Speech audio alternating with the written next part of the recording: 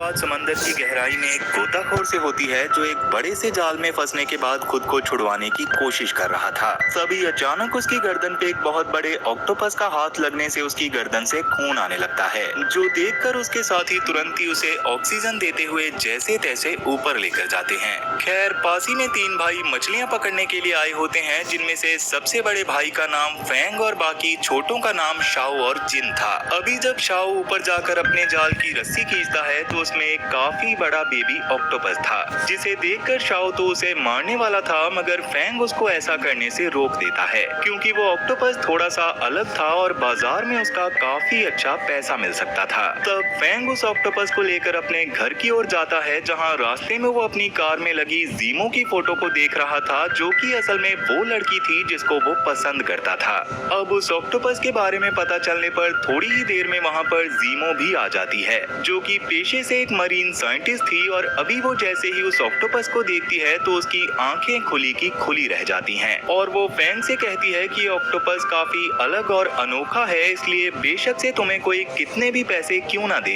तुम इसे मत बेचना। ये सुनकर फैंग भी इसके लिए मान जाता है और बस मजे में उससे कहता है कि अगर तुम रात में मेरे साथ डेट पर चलोगी तो मैं इसे नहीं बेचूंगा। लेकिन जीमो इस सवाल का कोई जवाब नहीं देती और वहाँ से चली जाती है। खैर, अब दूसरी ओर समंदर के किनारे काफी लोग मजे कर रहे थे कि तभी अचानक से समंदर से एक बहुत बड़ा ऑक्टोपस का हाथ निकलकर एक लड़की को पानी के अंदर खींच लेता है, जिसे देखकर सब लोग वहां से भाग जाते हैं। और तभी एक बहुत बड़ा ऑक्टोपस समंदर से बाहर आता है, जो कि बहुत ज्यादा गुस्से में था। वहीं लिन नाम का एक आदमी, जो कि बायोटेक्नोलॉजिकल लैब का मालिक था, अभी उसे बहुत खतरनाक गुंडे किडनैप करके टॉर्चर करते हुए उससे उसके एक्सपेरिमेंट के बारे में जानने की कोशिश कर रहे थे, लेकिन लिन उन्हें कुछ भी नहीं बता रहा था। तभी अचानक वहां मार्क नाम का एक ऑफिसर अपनी टीम के साथ आ जाता है, जहां आकर उसने एक एक करके सभी लोगों को खत्म कर दिया था और लिन की जान बच गई थी। अब आगे जब मार्क लिन से पूछता है कि तुम्हें इन लोगों ने किडनैप क्यों किया था, तो इस पर लिन बताता है कि वो लोग मेरे नए एक्सपेरिमेंट के बारे में जान चुके हैं और अब वो लोग उसे हासिल करना चाहते हैं। वहीं दूसरी ओर जीमो और उसकी टीम को समंदर में अजीब से जानवर के बारे में पता चलता है, जिसके सिग्नल सोनार डिवाइस पर आ रहे थे, और आज से पहले इतने तेज सिग्नल कभी नहीं आए थे। पर सबसे बड़ी समस्या ये थी कि वो सिग्नल जिस भी चीज के थे उसे आज से पहले किसी ने कभी नहीं देखा था, मगर जीमो उन्हें देखकर बताती है कि शायद वो किसी बहुत बड़े ऑक्टोपस के सिग्नल हैं। अब वो लोग इस बारे में बात कर ही रहे थे कि उतने में ही डायरेक्टर लिन अपनी असिस्टेंट फिन के साथ वहाँ आ जाता है और जीमो को एक जीन म्यूटेंट प्रोजेक्ट पर काम करने को कहता है, जिस पर शुरू में तो जीमो ने उसके साथ इस प्रोजेक्ट पर काम करने से साफ मना कर दिया था, लेकिन बाद में जब लिन उसको ऑफर देता है कि उसकी मदद के बदले में लिन जीमो के खोए हुए एक्सपेरिमेंट सैंपल्स को ढूंढने में मदद करेगा, तो जीमो इसके बारे में सोचने लगती है। इवन अब तक लिन को भी फैंग के पास मौजूद उस ऑक्टोपस के बच्चे के बारे में पता चल गया होता है, इसलिए वो फैंग से मिलने का भी फैसला करता है, लेकिन इस बात से जीमो काफी परेशान हो जाती है। खैर, अभी लिन फिन के साथ एक बड़ा सा बैग लेकर फैंग के पास पहुंच गया था, जहां जाते ही वो उसके कैफे में मौजूद सभी कस्टमर्स को भगा देता है और बाद में फैंग के सामने बैठकर उसे उस बैग में मौजूद बहुत सारे पैसे दिखाते हुए उस ऑक्टोपस के बच्चे को खरीदने की बात करता है। लेकिन जैसे कि जीमो ने फैंग को वो ऑक्टोपस किसी को भी बेचने से मना किया था, इसलिए फैंग इसके लिए साफ मना कर देता है। उतने में ही फैंग के पास शाओ भाग कर आता हुआ बताता है कि बाहर जीमो उससे मिलने आई है। ये सुनकर फैंग तुरंत ही लिन को छोड़कर सीधा जीमो के पास चला गया था, जहां जीमो को वो सब कुछ बताते हुए मना कर देता है कि वो किसी भी हाल में उस ऑक्टोपस के बच्चे को किसी को नहीं बेचेगा। लेकिन तब जीमो उसे पिछले दिन हुए समंदर किनारे वाले बड़े ऑक्टोपस के हमले के बारे में बताती है, जिसका कारण शायद वो ऑक्टोपस का बच्चा हो सकता था। इसलिए जीमो के हिसाब से उन्हें उसे वापस समंदर में छोड़ देना चाहिए था, मगर फैंग इसके लिए मना कर देता है क्योंकि वो ऑक्टोपस का बच्चा असल में उसके रेस्टोरेंट की शान बन गया था और कई लोग तो बस उसको देखने की वजह से ही वहाँ पर आया करते थे। इसलिए तब गुस्से में जीमो फैंग से नाराज होकर वहाँ से चली जाती है। वहीं जैसे कि लिन को किसी भी हाल में वो ऑक्टोपस का बच्चा चाहिए था, इसलिए थोड़ी देर बाद फिन कुछ लोगों को काम देती है कि वो फैंग के रेस्टोरेंट में जाकर उस ऑक्टोपस के बच्चे को वहां से लेकर आए। जबकि इस सब से बेखबर फैंग अपने कैफे में मजे से काम में बिजी होता है। तभी कैफे के पास मौजूद समंदर में हलचल होने लगती है और वहीं बड़ा ऑक्टोपस अपने हाथों को रेस्टोरेंट के लोगों की ओर बढ़ाने लगता है, जिससे डरकर सब लोग वहां से भाग गए थे। साथ ही एक समय ऐसा भी आता है जब वो ऑक्टोपस वहां मौजूद एक लड़की को जान से मारने भी वाला था, लेकिन जैसे ही वो देखता है कि वो लड़की प्रेग्नेंट है तो वो उसको कुछ नहीं कहता और अपने हाथों को आगे बढ़ाकर कैफे को बर्बाद करने में लग जाता है। पर उसके बाद भी उस प्रेग्नेंट लेडी की टेंशन की वजह से ब्लीडिंग होना शुरू हो गई थी। तब ये देखकर फैंग भी गुस्से में अपने पास मौजूद एक चाकू से ऑक्टोपस के हाथ पर हमला करने की कोशिश कर रहा था, लेकिन इसका कोई भी फायदा नहीं हो रहा था और ऑक्टोपस गुस्से में और भी बुरी तरह से तबाही मचाने में लग गया था। वहीं अब तक सोनार डिवाइस की वजह से जीमो और उसके साथियों को भी पता चल गया होता है कि वो बड़ा सा जीव जो उनके हिसाब से भी एक ऑक्टोपस ही है, वो फैंग के कैफे की ओर चला गया है। इसलिए तुरंत ही जीमो अपनी कार लेकर कैफे के पास जाने लगती है, जहां अब तक फिन के लोग भी पहुंचकर एक गाड़ी को लेकर वहां से जाने लग गए थे, जिसमें असल में वो अद्भुत ऑक्टोपस का बच्चा था। इवन अब तक फैंग के कैफे को भी उस ऑक्टोपस ने बुरी तरह से बर्बाद कर दिया होता है, जिसकी वजह से फैंग को बहुत ज्यादा बुरा लग रहा था। मगर तभी वहां जीमो के आते ही फैंग अभी उस ऑक्टोपस के बच्चे को बचाने का फैसला करता है, जिसके लिए वो जीमो के साथ उस आदमी का पीछा करने लग गया था जो उसकी कार को लेकर भागा था। वो काफी देर तक लगातार उस कार का पीछा करते रहते हैं और फिर कार के थोड़ा सा नजदीक जाने पर फैंग उस कार में छलांग लगा देता है, जिसके बाद उसने कार में मौजूद आदमी को मारकर कार से नीचे फेंक दिया था और कार का कंट्रोल लेकर कार को रोक दिया था। मगर उस समय जीमो की कार जस्ट फैंग की कार के आगे थी, जिसकी वजह से उन दोनों की अचानक टक्कर हो जाने की वजह से जीमो की कार पास में एक पेड़ से टकरा जाती है, जिसमें जीमो थोड़ी सी घायल हो गई थी, लेकिन उसको ज्यादा चोट नहीं आई थी। अब इसके बाद फैंग अपने कैफे को जाकर देखता है जो अब तक पूरी तरह से तहस नहस हो गया था, जिसकी वजह से फैंग की हिम्मत टूट जाती है, क्योंकि असल में उसके ऊपर बहुत सारा कर्जा था और उसको चुकाने के लिए कैफे ही उसका एकमात्र सहारा था। तब जीमो उसको हिम्मत देकर उसे अपने घर ले जाती है और दोनों बैठकर न्यूज देखने लगते हैं कि आज फैंग के कैफे में हुए ऑक्टोपस के हमले की वजह से न केवल लोग बहुत ज्यादा जख्मी हुए थे, बल्कि अब समंदर के किनारे जाने पे रोक भी लगा दी गई थी, जिसकी वजह से फैंग के पास अब कैफे को सही करके पैसे कमाने का भी कोई रास्ता नहीं बचा था। इसलिए फैंग काफी ज्यादा उदास हो जाता है, जो देखकर जीमो उसे कहती है कि मैं अपना घर बेचकर तुम्हारा कर्जा चुका दूंगी, पर तुम उदास मत हो। लेकिन फैंग उसको ऐसा करने से साफ मना कर देता है, क्योंकि वो जीमो को रानी की तरह रखना चाहता था, जिस पर जीमो भी उससे वादा करती है कि वो दोनों हमेशा साथ रहेंगे। इतना कहकर वो दोनों एक प्यारी सी किस करते हैं, लेकिन तभी फैंग के पास उसके भाइयों की खबर आती है जो समंदर के बीच फिशिंग करने निकल गए थे, जो सुनकर फैंग थोड़ा सा परेशान हो जाता है। अब रात जीमो के साथ बिताकर फैंग कर्जा खत्म करके एक बेहतर जिंदगी जीने के लिए एक फैसला करता है, जिसके मुताबिक अगली सुबह उसने लिन को उस ऑक्टोपस के बच्चे को बेच दिया था, जिसके बारे में जीमो को पता चलने पर वो बहुत ज्यादा गुस्सा होती है, क्योंकि उसके हिसाब से उस बड़े ऑक्टोपस में और छोटे ऑक्टोपस में कोई संबंध तो जरूर था, जिसकी वजह से इतने सारे हमले हो रहे थे और इसकी सच्चाई के बारे में वो बस उस ऑक्टोपस के बच्चे की मदद से ही जान सकते थे। लेकिन फैंग को उसकी सारी बातें फिजूल लग रही थी। इसी बात पर उन दोनों की लड़ाई हो जाती है और फैंग पैसे लेकर वहां से चला जाता है। वहीं जब शाओ और जिन समंदर में मछलियां पकड़ने की कोशिश कर रहे थे तो उन्हें लगता है जैसे उनके जाल में काफी सारी मछलियां फंसी हैं, इसलिए वो खुशी से अपने जाल को पानी से निकालने लगते हैं। लेकिन तभी समंदर से ऑक्टोपस का बड़ा सा हाथ निकलकर उन दोनों को मौत के घाट उतार देता है, जिसके बाद वो ऑक्टोपस चेतावनी देने के लिए फैंग की बोट को धकेल कर समंदर के किनारे ले गया था, जहां फैंग भी अपने भाइयों से मिलने के लिए आया हुआ होता है। मगर अभी उनके मरे हुए शरीर को देखकर उसके पैरों तले जमीन खिसक जाती है और वो फूट फूट कर रोने लगता है। जीमो को इस बारे में पता चलने पर वो तुरंत ही मुर्दा घर में फैंग के पास पहुंच गई, जहां शाओ और जिन के शरीर को देखकर जीमो फैंग को समझाती है कि पक्का वो दोनों ऑक्टोपस आपस में संबंधित हैं और जैसे कि अभी भी उस ऑक्टोपस के बच्चे को समंदर में नहीं छोड़ा गया था और लिन ऐसा होने भी नहीं देगा, तो बस अब फैंग और ज़ीमो की जान को खतरा नहीं बल्कि पूरे टापू के रहने वाले हर इंसान की जान को खतरा है। ये सुनकर फैंग उस बड़े ऑक्टोपस से बदला लेने का फैसला करता है, क्योंकि उसी की वजह से न केवल उसका कैफे टूटा था बल्कि उसके दोनों भाई भी मारे गए थे।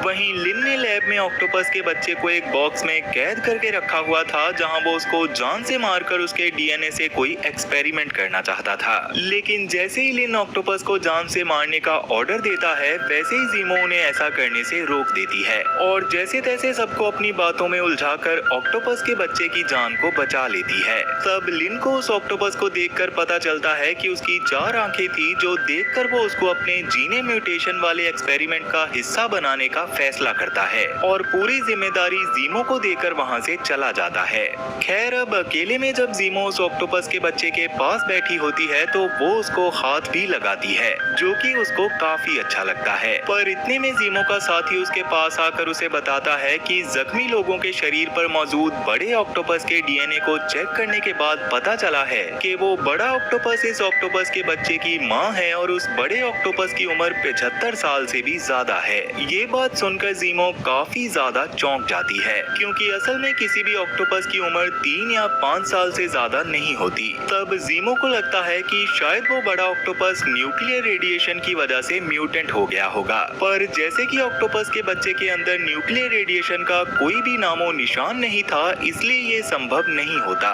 ये बात समझ आने पर ज़ीमो को शक होता है कि शायद इससे पहले भी किसी ने इस बड़े ऑक्टोपस पे कोई ना कोई रिसर्च या एक्सपेरिमेंट तो जरूर किया होगा। वहीं दूसरी ओर लिन अपने कमरे में बैठकर अपने दादाजी का एक छोटा सा डब्बा खोलता है, जिसमें उनकी डायरी और आधा टूटा हुआ बैज था जिस पर कोई नंबर लिखा हुआ था, लेकिन आधा हिस्सा गायब होने की वजह से उस नंबर के बारे में लिन को कुछ भी पता नहीं होता। इसी बीच ज़ीमो को न्यूज से पता चलता है कि लिन ने जीने म्यूटेशन की खबर पब्लिश कर दी है, जबकि अभी तो प्रोजेक्ट कंप्लीट भी नहीं हुआ था। लेकिन लिन ने ये बस इसी वजह से किया था ताकि अब ज़ीमो अपनी कही गई बातों से पीछे ना हट सके। वहीं मार्क अभी एक जगह बैठकर उस बैज के आधे हिस्से को देख रहा था, जो कि लिन के दादा का था। उसे देखते हुए वो किसी से कॉल पे किसी जगह के बारे में बात करता है और अपनी टीम को तुरंत ही वहां जाने को कहता है। इधर ज़ीमो प्रोजेक्ट के पब्लिश होने की वजह से काफी नाराज थी, क्योंकि लिन ने लोगों से वादा किया था कि एक्सपेरिमेंट के सफल हो जाने के बाद लोगों की उम्र को कई गुना बढ़ाया जा सकता था। इसलिए ज़ीमो गुस्से में लिन को बहुत ज्यादा सुनाती है, क्योंकि ऐसा होने से पूरी दुनिया बहुत बड़े खतरे में आ सकती थी। लेकिन लिन को इससे कोई भी फर्क नहीं पड़ता। तभी अचानक से उन लोगों की बोट पर मार्क और उसके कुछ आदमी हमला कर देते हैं, जो कि असल में वहां से उस ऑक्टोपस के बच्चे को लेने आए थे। इसलिए वो लिन के काफी सारे लोगों को मारने के बाद पहले तो लिन को अपने कब्जे में ले लेते हैं और मार्क उसे अपनी इच्छा के बारे में बताता है कि अब उसको लिन का एक्सपेरिमेंट चाहिए। ये देखकर लिन मार्क को शांत करवाने की कोशिश करता है, मगर मार्क उसकी बात सुनने के मूड में बिल्कुल भी नहीं था, जिसकी वजह से उसने लिन के एक और खास साथी को पानी में फिकवा दिया था, जो देखकर लिन बुरी तरह से घबरा जाता है। वहीं अब तक ज़ीमो को समझ आ गया था कि लिन को उस ऑक्टोपस के बारे में कुछ ना कुछ तो और पता है, इसलिए वो लड़ाई का फायदा उठाकर सीधा लिन के कमरे में जाकर उसके कंप्यूटर को चेक करने लगती है, जिसमें लिन ने काफी सारी सीक्रेट रिपोर्ट्स और फोटोज को छुपा कर रखा था। पर उतने में ही लिन और फिन भी कंप्यूटर ढूंढते हुए वहां पर आने लगते हैं, जो देखकर ज़ीमो बाथरूम में छुपे होने का नाटक करती है। लेकिन लिन को पता था कि ज़ीमो ने काफी रिपोर्ट छुपाई हैं, इसलिए वो उससे उन्हें वापस मांगने लगता है। जिसके बाद सभी रिपोर्ट्स को मार्क के पास ले जाने पर लिन को पता चलता है कि असल में ये सारी रिपोर्ट्स फिन पहले ही मार्क को भेज चुकी थी, जिसका मतलब था कि वो शुरू से ही लिन को धोखा देते आई है। और जैसे कि मार्क के पास वो रिपोर्ट्स पहले से ही थी, इसलिए वो लिन से उस ऑक्टोपस और उसके बच्चे के बारे में सारी सच्चाई बताने को कहता है। तब लिन भी सब सच बताता है कि मेरे दादाजी एक जर्मन लैब में साइंटिस्ट हुआ करते थे, जिन्हें एक बहुत ही खुफिया लैब में जीने डीएनए म्यूटेशन पर जबरदस्ती रिसर्च करने के लिए कहा गया था, जिसके चलते उन्होंने पानी में रहने वाले कई जीवों पर रिसर्च और एक्सपेरिमेंट किए थे। पर अफसोस आखिर में उनके सारे एक्सपेरिमेंट फेल हो गए थे। मगर एक एक्सपेरिमेंट के टेस्ट उन्होंने एक ऑक्टोपस पर किए थे जो आखिर तक एकदम सही था, पर वो किसी तरह से उस लैब से निकलकर भाग गया था और जैसे कि उनके एक्सपेरिमेंट के रिजल्ट वो खुद भी नहीं देख पाए थे, इसलिए उन्हें भी ये एक्सपेरिमेंट फेल लगा था और सभी एक्सपेरिमेंट्स के फेल हो जाने के बाद उस लैब को बंद कर दिया गया था। बस तब से लेकर अब तक लिन उसी ऑक्टोपस की तलाश में लगा हुआ था, जो कि असल में वही ऑक्टोपस मादा है जिसका बच्चा लिन के पास था। उसके बारे में पता चलते ही लिन अपने दादाजी की खुफिया लैब को ढूंढने की भी कोशिश में लगा हुआ था, क्योंकि जिन दवाइयों से उस ऑक्टोपस से टेस्ट किए गए थे उनका सैंपल अभी भी उस लैब में था। इतना कहकर लिन अपने दादाजी का टूटा हुआ आधा बैज दिखाता है, जिसे देखकर मार्क के चेहरे पर एक शैतानी सी हंसी आती है और वो भी अपनी पॉकेट से आधा टूटा हुआ बैज निकालकर लिन को दिखाता है, जिसे देखकर लिन को समझ आ जाता है कि मार्क उसके साथ शुरू से ही चाल चल रहा है, जिसके लिए ही उसने खुद को लिन से किडनैप करवाया था। मगर लिन ने उस समय अपने दादाजी के बारे में कोई बात नहीं की थी और क्योंकि उस बैज की मदद से ही उस खुफिया लैब में दाखिल हुआ जा सकता था, इसलिए मार्क ने लिन को डराकर सब चीजें सही से जानी और बाद में लिन से वो बैज का आधा हिस्सा भी निकलवा लिया। इसलिए लिन भी बहुत गुस्से में आ जाता है, लेकिन अभी वो कुछ भी नहीं कर पाता। जिसके बाद मार्क ऑक्टोपस के बच्चे को एक डब्बे में बंद करके समंदर के बीचों बीच लटका देता है, ताकि इसके जरिए वो मादा ऑक्टोपस को बुला सके। वहीं फैंग को भी अब तक जीमो के खतरे में होने के बारे में पता चल गया था, इसलिए वो लिन के दिए गए सारे पैसों को एक जगह पर लेकर जाता है जहां हर तरह का गैर कानूनी काम हो रहा था। वहां जाकर वो उन पैसों को एक आदमी को देते हुए उससे एक बोट मांगता है, जिस पर वो बंदा मान भी गया था और फैंग भी अब एक बोट को लेकर सीधा एक आदमी के साथ समंदर में निकल जाता है, जो जल्दी ही लिन की शिप में आकर एक आदमी को मारता है और शिप को अपने कब्जे में ले लेता है। पर जल्दी ही लिन का दूसरा आदमी आकर उसे पकड़ लेता है और लिन के सामने ले जाता है। वहाँ पर मार्क भी था, जिसने फैंग को देखते ही उसे समंदर में फेंकने को कह दिया था, जहां बहुत सारी शार्क्स थी। ये देखकर जीमो मार्क को ऐसा करने से रोकने की कोशिश करती है, लेकिन मार्क के लोग उसको भी पकड़ लेते हैं। जिसके बाद वो लोग फैंग को पानी में फेंकने वाले थे और नीचे से शार्क छलांग लगाकर फैंग को खाने वाली थी। मगर तभी ऑक्टोपस का बच्चा अपने हाथ को बड़ा करके फैंग को पकड़ लेता है, जिससे फैंग की जान बच गई थी और फैंग को समझ आ गया था कि पहले वो उसके साथ कितना बुरा करने के बारे में सोच रहा था। उतने में ही वहाँ पर वो बड़ी ऑक्टोपस भी आ जाती है, जिसको देखकर मार्क के आदमी उस पर गोलियों की बौछार कर देते हैं, मगर इससे उस ऑक्टोपस को कोई भी फर्क नहीं पड़ता। इसी मौके का फायदा उठाकर जीमो जल्दी से फैंग की मदद करती है और शिप पर चढ़ने से पहले फैंग ऑक्टोपस के बच्चे को उस बॉक्स से आजाद करके समंदर में भेज देता है। लेकिन मार्क के लोग अब उस बच्चे पर भी गोलियां चलाने लग गए थे, जो देखकर मादा ऑक्टोपस का गुस्सा सातवें आसमान पर पहुंच जाता है। जिसके बाद वो उन लोगों पर हमलों की बरसात करना शुरू कर देती है। पर तब माँ के खतरनाक हथियार से मादा ऑक्टोपस पे हमला करता है, जिससे वो मारी तो नहीं गई थी, लेकिन घायल होने की वजह से वो समंदर के अंदर चली जाती है। लेकिन अगले ही पल वो एक बार फिर से समंदर से अपने हाथों को बाहर निकालकर वो शिप को अंदर खींचना शुरू कर देती है। ये देखकर सब लोग अपनी जान बचाने के लिए शिप से कूदकर तैरते हुए पास के एक टापू पर आ जाते हैं, जबकि दूसरी ओर मादा ऑक्टोपस ने शिप को पूरी तरह से समंदर की गहराई में दफन कर दिया था। इसके बाद लिन उस टापू को देखने के बाद अपने दादाजी के बनाए हुए एक नक्शे को निकालता है और उसके जरिए सभी को एक गुफा में लेकर जाता है और उसी गुफा में उसके दादाजी की खुफिया लैब थी। लेकिन अभी गुफा में जाते ही वापस से मादा ऑक्टोपस वहां मौजूद पानी से निकलकर उन पर हमला करना शुरू कर देती है। तब माँ के साथी तुरंत ही फिर से उस पर अंधाधुंध गोलियां चलाना शुरू कर देते हैं, लेकिन इस बार मादा ऑक्टोपस ने कई लोगों को खत्म कर दिया था और किसी तरह जिंदा बचे लोग उसके चंगुल से आजाद होकर खुफिया लैब तक पहुंच गए थे।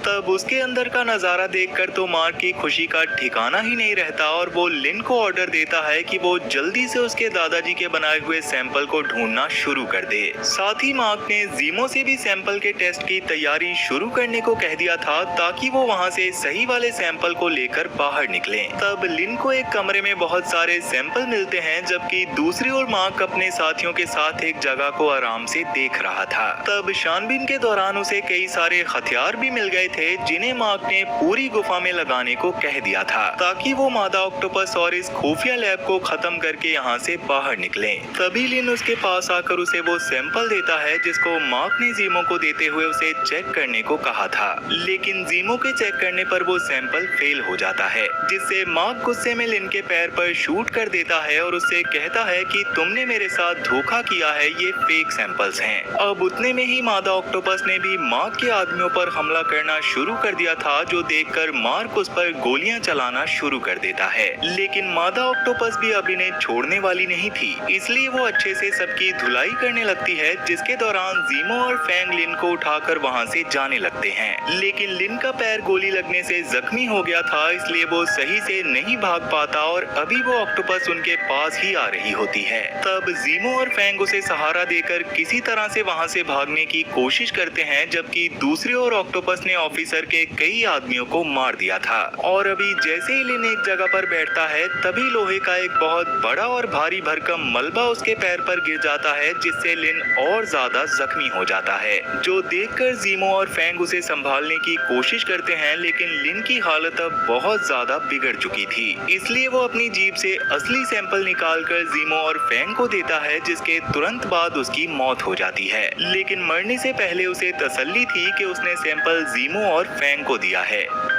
तब फैंग जीमो से जल्दी से वहां से सैंपल ले जाने के लिए कहता है और खुद वहां लगे बॉम्ब्स के बटन को उठाने के लिए जाता है, पर तभी उसके सामने मार्क आ गया था, जिनमें अब बुरी तरह से लड़ाई होनी शुरू हो जाती है। पर क्योंकि ऑफिसर काफी ज्यादा ताकतवर था, इसलिए वो फैंग पर भारी पड़ रहा होता है। साथ ही उसने अब फैंग को मारने की धमकी देकर जीमो को रोकने को कहा था और उसके पास मौजूद सैंपल का टेस्ट करने का ऑर्डर दिया था। तब ना चाहते हुए भी जीमो को ये करना पड़ता है और ये सैंपल पूरी तरह से सही था, लेकिन फैंग नहीं चाहता था कि सैंपल मार्क के हाथों में जाए, इसलिए वो जल्दी से रिमोट में 2 मिनट का टाइम सेट कर देता है, जिससे मार्क को बहुत गुस्सा आता है और वो फैंग को बुरी तरह से पीटने लगता है। तभी पीछे से मादा ऑक्टोपस आकर मार्क पर हमला कर देती है और मौका मिलते ही फैंग एंटीडोट मार्क के हाथों से लेकर जीमो के साथ गुफा से बाहर निकलने लगता है। इतने में ही बॉम्ब्स फटना शुरू हो गए थे, जिससे फैंग और जीमो दोनों की ही धड़कन और ज्यादा तेज हो गई थी। लेकिन जैसे तैसे वो दोनों बाहर आ जाते हैं और उनके बाहर आते ही गुफा पूरी तरह से ब्लास्ट हो जाती है और ब्लास्ट के असर से बचने के लिए उन्होंने पानी में कूदकर अपनी जान बचा ली थी। अब इसके कुछ समय बाद जीमो को होश आ जाता है, लेकिन फैंग अभी भी बेहोश था, जिसे देखकर जीमो बहुत ज्यादा डर जाती है। पर कुछ देर बाद फैंग को भी होश आ जाता है और तब उन्हें थोड़ा दूर ऑक्टोपस का बच्चा भी दिखाई देता है, जो उन दोनों को ही देख रहा था। तो अब यहाँ से कहानी 7 साल आगे बढ़ जाती है, जहाँ जीमो और फैंग अपने बेटे के साथ समंदर के किनारे खेल रहे थे, लेकिन खेलते समय अचानक से उनका बेटा पानी में डूबने लग गया था। पर तभी वहाँ पर ऑक्टोपस का बच्चा आकर उसकी मदद करता है और उसे जाकर ऊपर छोड़ता है। तब वो जीमो और फैंग से पूछता है कि क्या आपने जो बेबी ऑक्टोपस की कहानी सुनाई थी वो सच थी, जिस पर जीमो और फैंग दोनों एक दूसरे को देखकर स्माइल करते हैं और ये कहानी यहीं पर खत्म हो जाती है। तो वीडियो